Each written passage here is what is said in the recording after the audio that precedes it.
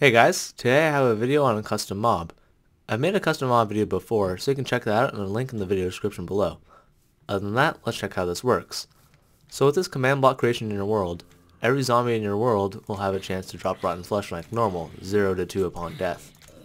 Once it dies though, the flesh starts emitting particles, and eventually it will become another zombie.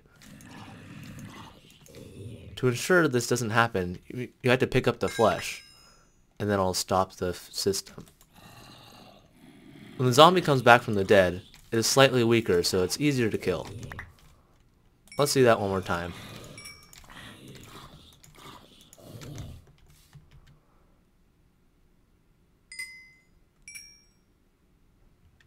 As you could see before, after we killed the first zombie and became the second Rebirth zombie, that one also dropped rotten flesh, so this could be a potential infinite cycle.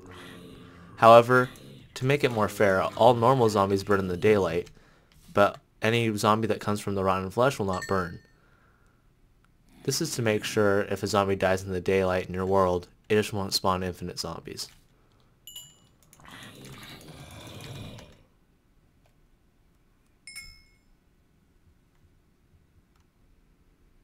Right now, this system only works for zombies, but after you see the system, you can modify it for whatever mob you want. Let's take a look at how this works. So this works for any zombie in the world, and uses the natural drop chances of 0 to 2 rotten flesh. As soon as the flesh is dropped on the ground, it's going to get 1 added every tick to the flesh time objective. To do this, we're going to use a scoreboard players command that looks for the item with this ID. Next up, we've already identified that this item is rotten flesh, so we're going to execute a particle at it. Using icon crack, we can make it look like the rotten flesh particles are emitting from the item. Next up, when it reaches 30 ticks, it's going to get an upward motion of 0.02 through the entity data command. Finally, when it reaches 89 ticks, it's going to summon a zombie as position. Now this zombie has some special attributes, such as a lower health, a custom name, and it's wearing a feather on its head so it doesn't burn in the sun. Finally, 1 tick later, when the item reaches 90 ticks old, it's going to be killed.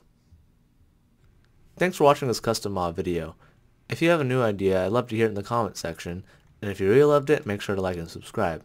Stay tuned next week for Trifecta, and I'll see you next time, everybody.